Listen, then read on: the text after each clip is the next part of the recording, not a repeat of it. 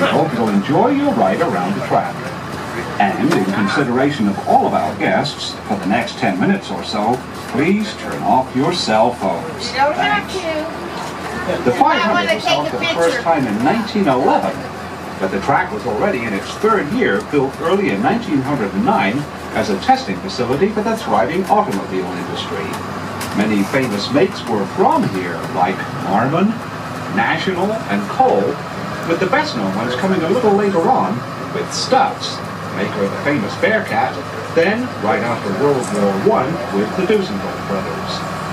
Indiana roads were still a few years away from being paved, so there was nowhere to really find out what an automobile could do and what its weak points might be. This track would solve that problem.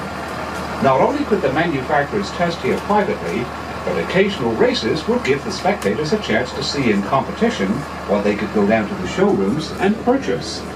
The man who created all of this was Carl Fisher, the very same man who would later develop Miami Beach from swamplands into an exotic resort area. That's pretty good. They also developed Montauk Point on Long Island and spearheaded the first drivable highway across the United States. Now here's part of the new road course that we have. There's 16 turns.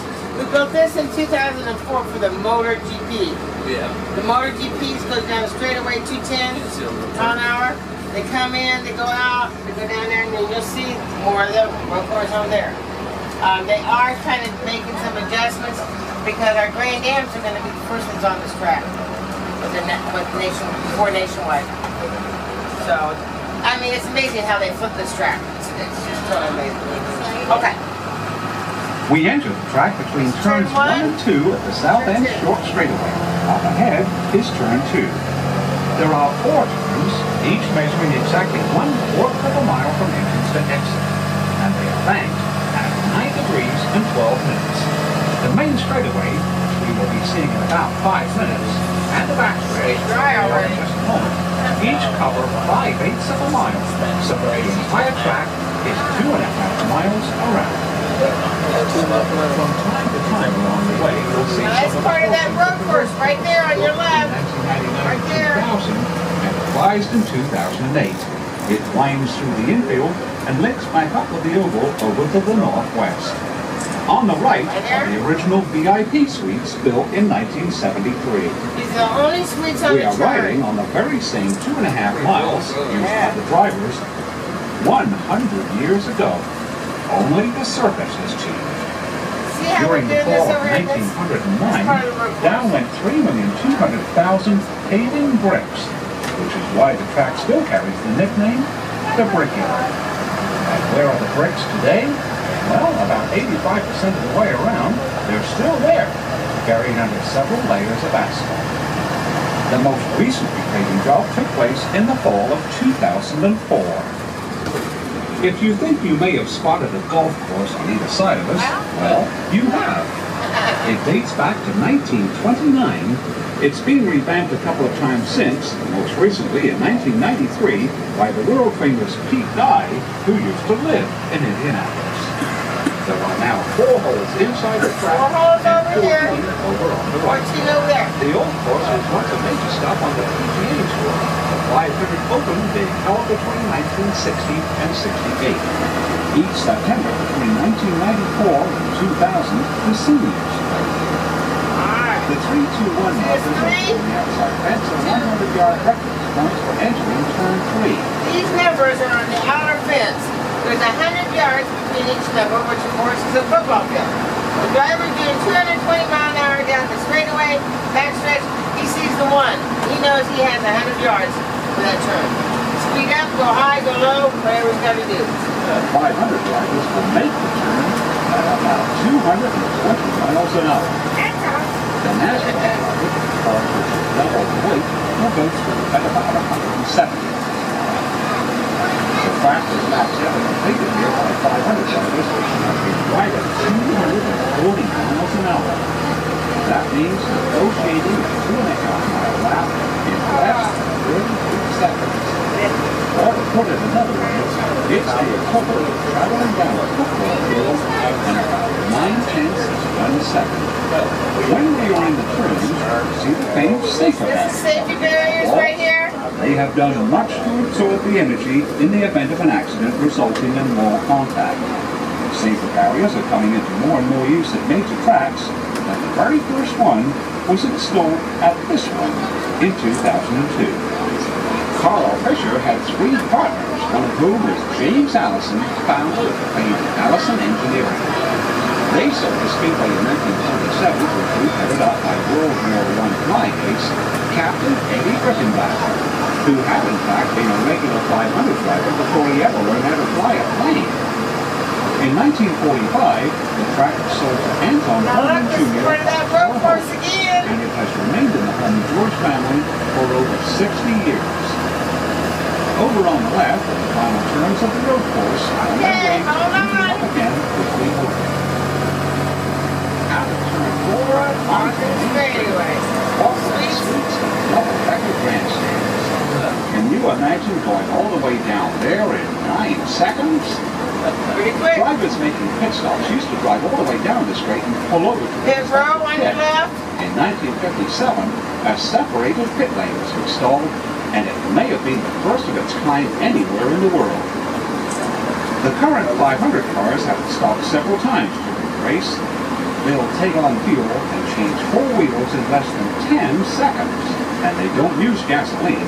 From 1965 until 2006, everyone used methanol.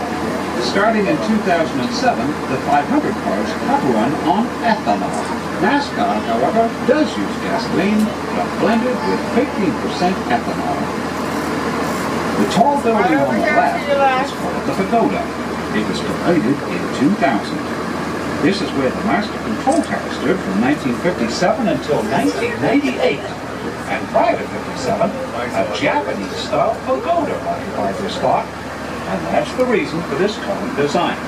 This one, however, has 10 floors and rises to the equivalent of a 13-story building.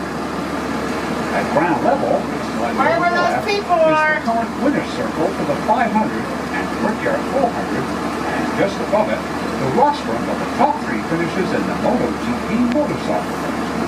The start-finish line right here? It's marked by a strip of bricks. These are the original bricks? First 500, the greater part of the straight is still in bricks and mortar. And imagine that prior to the late 1930s, the entire 2.5 miles looked like that, and it made for a pretty rough ride. Up ahead is the storage pylon. It went up in 1994 to replace the one there since '59. It's anchored in 22 feet of concrete, and the windsock is 97 feet off the ground. Now what else this squad column does, you have a lead car. It tells you what lap he's on, how fast he's going. The numbers down the left are positions. My car, 81, is in the 25th position. Okay, yours might be the 4th. It does update every 4 laps. And now, one of the biggest questions is... How many 30-watt bulbs are there in it? 6,496 light bulbs, and that's ours. Finally, is the entrance to the Speedway's famed garage area and gasoline alley, which, while having changed in appearance over the years, has been back at that approximate location since 1914. We can't see it from here because of the trackside Formula 1 garages built in 2000. These are the Formula 1 garages I was telling you about. They have the suites, the full suites on top, full kitchens, and then they get the bleachers at top. And lane check is right up for $65,000 for the month of May. And you'll have it for the whole month. But that does not include food. Further down here, on the left, right over here, before we enter the turn, is where Victory Lane was made from 1919 until 1970. Between 1947 and 59, Hollywood actresses were part of the portrait ceremonies, among them, in 1958, a very young Shirley MacLaine. Here we are in famous Turn 1. On the infield, there is now a 4-turn addition to the road course. Combined with the modification of the complex north of the museum, the number of turns to the road course now stands at 16. That brings us to the south end once again to approximately where we started. A 500 driver at speed would have lapped probably about 15 or 16 times. We are open here every day of the year except for Thanksgiving Day and Christmas Day. For your convenience, there are 2 souvenir gift shops inside the museum building and a massive selection of photographs dating all the way back to 1909 in the photo shop up on the 2nd floor. If you'd like a little more history right now, you might enjoy the video in the museum's Tony Holman Theater. Your museum ticket is all you need to get in. The golf course and the Brickyard Crossing restaurant are located just outside of Turn 2. Well, that's the tour. Thank you for coming, and please visit us again at the Indianapolis Motor Speedway. How I long for my Indiana home.